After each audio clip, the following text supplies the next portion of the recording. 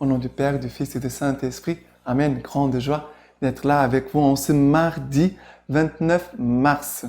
Et je vous rappelle toujours cette fidélité à votre vie de prière. Je pense que vous avez fait, que tu as fait pour ce temps de carême. Tu as eu certains propos, ça veut dire des objectifs, des points à travailler. Je te rappelle, c'est très important de travailler un point en moins dans ta conversion. D'accord?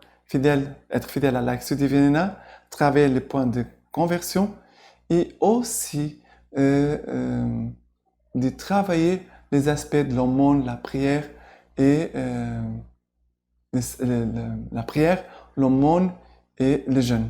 D'accord? Très important. Et maintenant, la lecture d'aujourd'hui, c'est Ézéchiel chapitre 47, à partir du verset 1.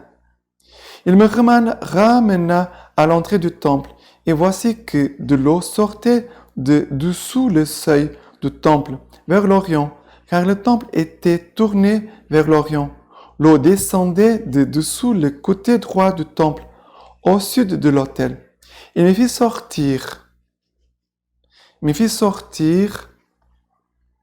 par le porche septentrional et me fit faire le tour extérieur jusqu'au porche extérieur qui regarde l'Orient.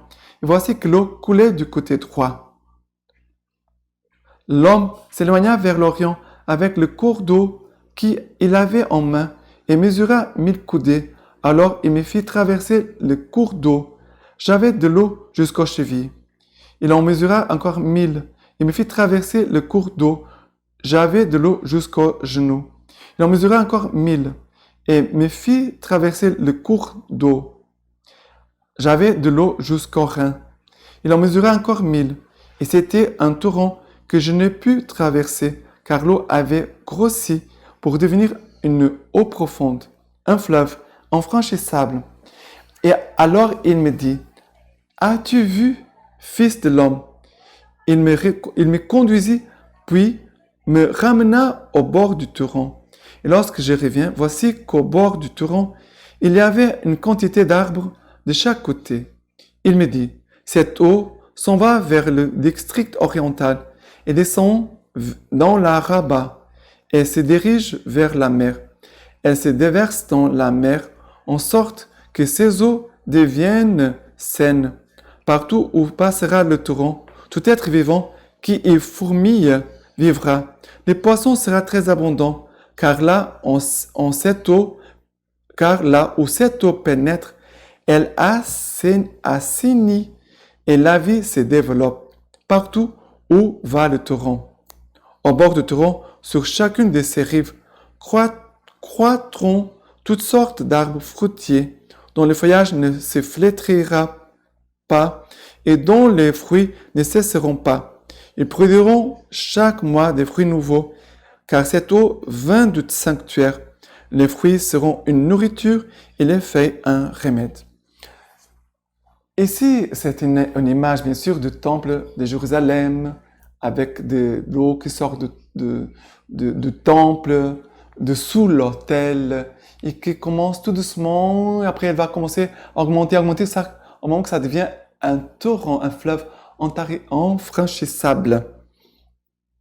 Ça veut dire ici, cette eau qui vient du temple, vous voyez Jésus sur la croix, il a son côté transpercé, d'où sort l'eau et de l'eau et du sang. C'est cette eau et ce sang qui sont ces fleuves dont parle Ézéchiel 47, que c'est la miséricorde.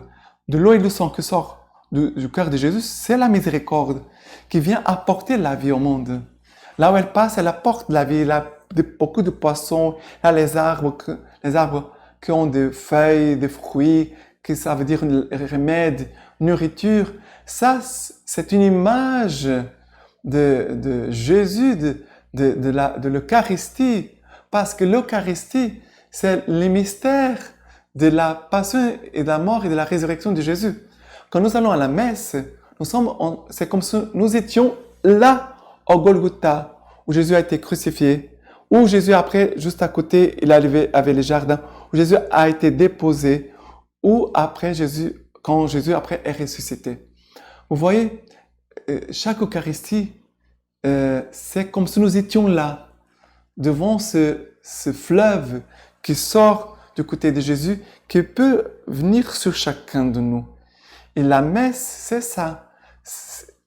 Nous sommes pécheurs, c'est pour cela que nous commençons la messe avec l'acte pénitentiel. Nous demandons pardon au Seigneur au début de la messe, n'est-ce pas? Pour accueillir la miséricorde de Dieu. Vous voyez?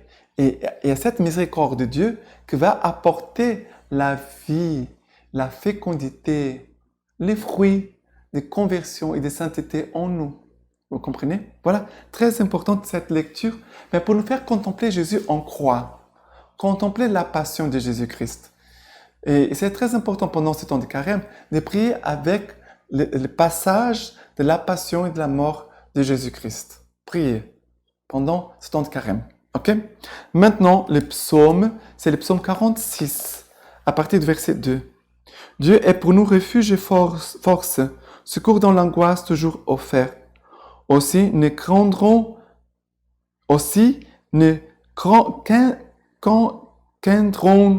si la terre est changée, si les montagnes chancellent au cœur des mers. Un fleuve, ses bras réjouissent la cité de Dieu et sanctifient les demeures du Très-Haut. Dieu est en elle, elle ne peut chanceler. Dieu la secourt au tournant du matin. Avec nous, Seigneur Sabaoth, citadelle pour nous, le Dieu de Jacob. Allez, contemplez les hauts faits du Seigneur. Il met fin aux guerres jusqu'au bout de la terre. Il met fin jusqu'au bout de la terre. Voilà que le Seigneur vraiment veut que nous puissions trouver en lui refuge et force. Pendant ce temps de carême, nous parlons beaucoup de conversion, mais pour la conversion, il faut combattre. Il y a un combat spirituel. Il faut trouver en Jésus refuge et force. Il faut trouver dans la parole de Dieu refuge et force. Il faut trouver dans les sacrements, la confession et l'Eucharistie, refuge et force. Dans l'accompagnement spirituel, on trouve refuge et force. Comme ça, on peut vraiment avancer et se réjouir car le Seigneur veut nous apporter sa vie. Il veut aussi nous sanctifier. Il veut aussi nous donner la fermeté. Comme dit le verset 6, Dieu est en elle, elle ne peut chanceler. Il a une fermeté. Voilà que le Seigneur veut nous donner cette force, cette fermeté intérieure pour la suite de Jésus, pour marcher à la suite de Jésus. Maintenant, l'évangile d'aujourd'hui, c'est Jean chapitre 5 à partir du verset 1.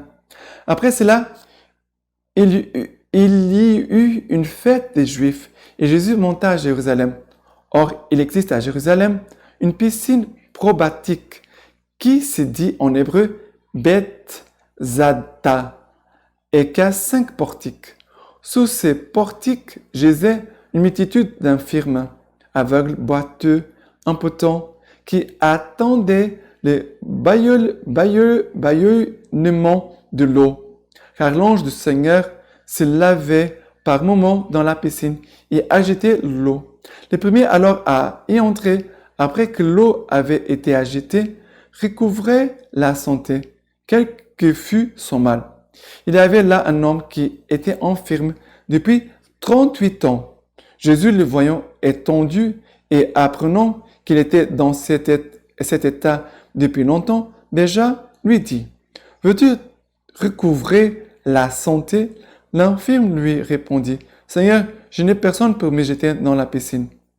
Quand l'eau vient à être agitée et le temps que j'y aille, un autre descend avant moi. » Jésus lui dit, « Lève-toi, prends ton grabat et marche. » Et aussitôt l'homme recouvra la santé et prit son grabat et il marchait. Or c'était le sabbat ce jour-là.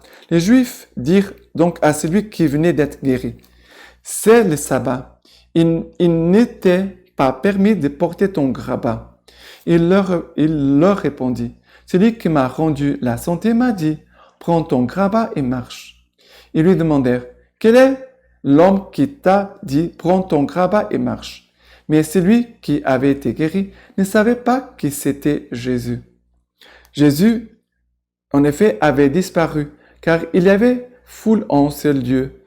Après cela, Jésus le rencontre dans le temple et lui dit, « Voilà, tu as recouvré la santé, ne pêche plus, de peur qu'il ne t'arrive pire encore. » L'homme s'en fut révélé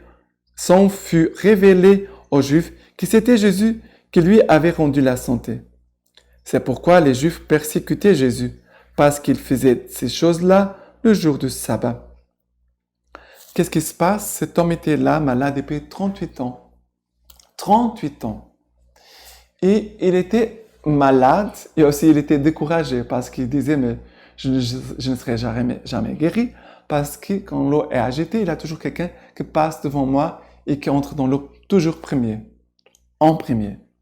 Il était malade, on pourrait dire, dans son corps, mais il était malade aussi spirituellement parce qu'il était découragé. Il n'avait plus d'espérance, il n'avait peut-être plus de foi, de confiance. Voilà, je vais rester comme ça pour toute ma vie. Et Jésus entre dans la vie de cet homme et va lui dire, lève-toi, prends ton grabat et marche. Jésus dit, lève-toi, prends ton grabat et marche. Jésus nous dit la même chose, lève-toi, lève-toi. Les grabats, ça montre comme notre maladie, c'est l'état de notre péché. Jésus dit, prends ton grabat, ça veut dire, prends autorité sur ton infirmité, prends autorité sur ton état d'âme, prends autorité sur ton péché. Non, que cela ne t'empêche pas de te lever et de marcher. Et Jésus, et cet homme va être guéri. Plus tard, Jésus va le rencontrer dans le temple et il va lui dire, va, ne pêche plus. Va, ne pêche plus. Ça veut dire que nous écoutons cette parole aussi dans la confession. Tu as recouvré la santé, ne pêche plus, de peur qu'il ne t'arrive pire encore. Le Seigneur, en chaque confession, nous dit, va et ne pêche plus, pour que quelque chose de pire ne t'arrive pas. C'est une responsabilité d'être guéri, de recevoir le pardon. C'est aussi une responsabilité.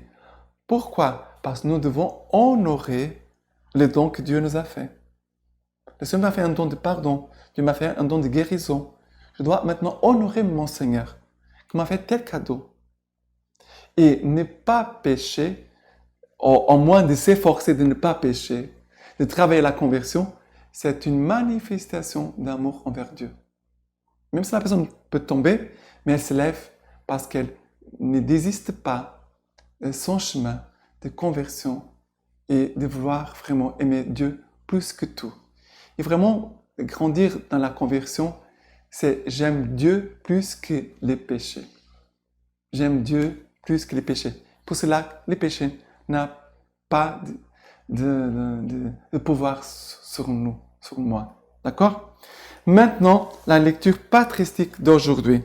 Soyez les imitateurs de Dieu, puisque vous êtes ses enfants bien-aimés. Le Seigneur dit dans l'évangile de Saint Jean, « Tous reconnaîtront que vous êtes mes disciples, si vous aimez les uns les autres. » Et on lit dans la lettre de cet apôtre, « Mes bien-aimés, aimons-nous les uns les autres, puisque l'amour vient de Dieu. Tous ceux qui aiment sont enfants de Dieu, et ils connaissent Dieu. Celui qui n'aime pas ne connaît pas Dieu, car Dieu est amour. Que les fidèles scrutent donc leur âme et discernent par un examen loyal les sentiments profonds de leur cœur. S'ils découvrent que leur conscience a en réserve des fruits de charité, ils peuvent être certains que Dieu est en eux. Ceux qui désirent recevoir la Pâque du Seigneur avec une âme et un corps sanctifiés doivent s'efforcer, surtout, d'acquérir cette perfection qui renferme en elle toutes les vertus et qui couvre une multitude de péchés. Et maintenant, je vous laisse la bénédiction par les mains toutes pures de la Vierge Marie. Que le Tout-Puissant vous bénisse et vous garde, le Père, le Fils et le Saint-Esprit. Amen.